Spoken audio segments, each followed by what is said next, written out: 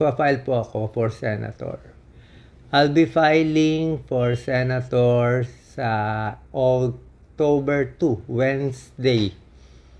Nagawa ko na yung papeles, na-notarize ko na. Si Doc Lisa, nasa airplane na ngayon. And na-miss ko na nga si Doc Lisa. Kawawa naman. Kawawa naman yung babaeng yun. Pinakasalan niya ako. Oh my God. So much suffering for her.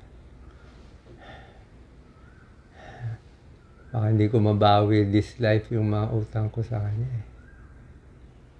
Tama na. Race. Basta lalapag yung airplane.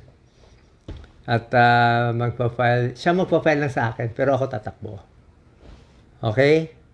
Tatakbo tayo, papakita natin tunay ang Diyos. This time, we're gonna win it. Gagastusin natin, wala. 500,000 lang, wala. Walang pera, wala kahit kaninong typad, huwag kayong magbigay kahit piso. Hindi ko kailangan. Okay? Hindi tayo magpapa-under kahit kanino. Pero, first miracle, I have to get well. Second miracle, mananalo tayo ng walang pera. Pag di nanalo, sorry. Pero I'll give it my best shot. Ito ang David versus Goliath talaga. Yung 500,000 ko, bakit 500,000? Siyempre, kailangan magbayad ng airplane. Kailangan magbayad ng hotel.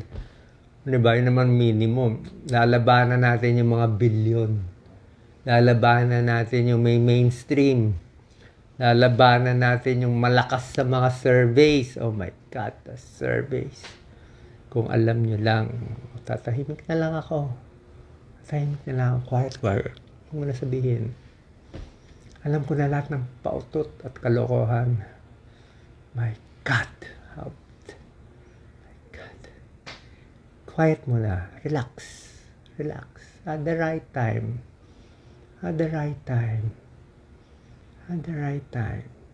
They will know. Mahirap. Pero I'll do it the cleanest way. Hindi tayo connected kahit kanina. Hindi tayo admin, hindi tayo Duterte, hindi tayo opposition. Wala lang. Ako lang mag-isa. This is me. No one else. Me and God straight. If they help me, thank you. Pag hindi, thank you. Wala akong utang, wala akong hinihingi. Gusto ko ba tumulong? Why not? Diba? Walang kapalit. Total, talo na naman ako eh. What have I got to lose? Sa mga hindi nakakaintindi, pagbigyan nyo na naman si Doc.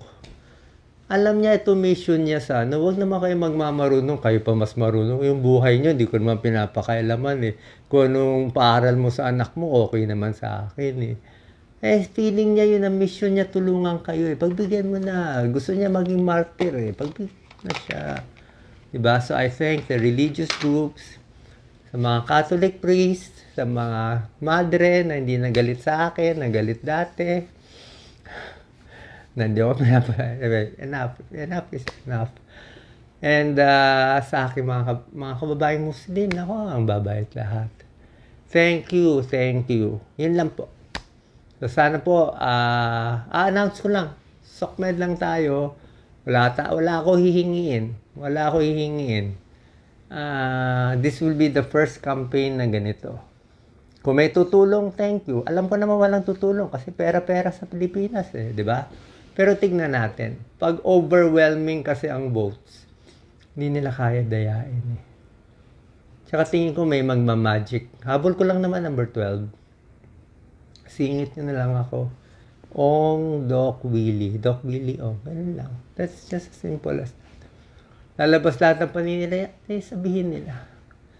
Sabihin nilang gusto nila sabihin.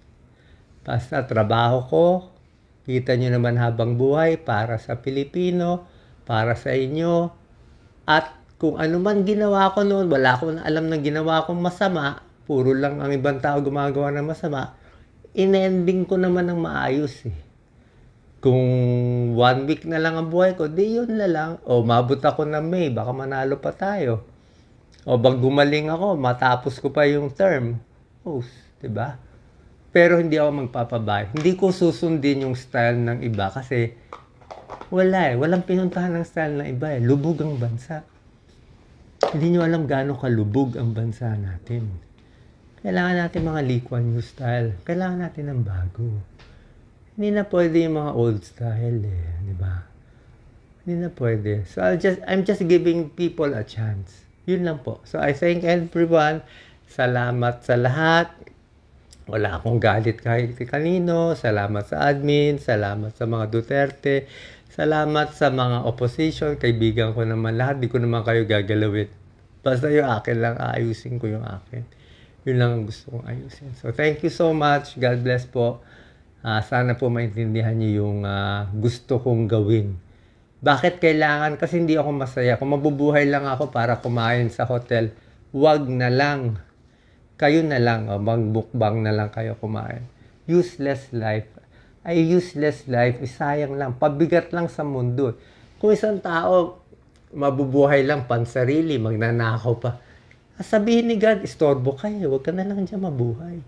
Siyempre, pipiliin ni God yung matitino na mga medyo mababait na iaangat yung bansa. Iaangat Yun ang habol natin. God bless, lalo sa kabataan. Thank you, thank you, thank you.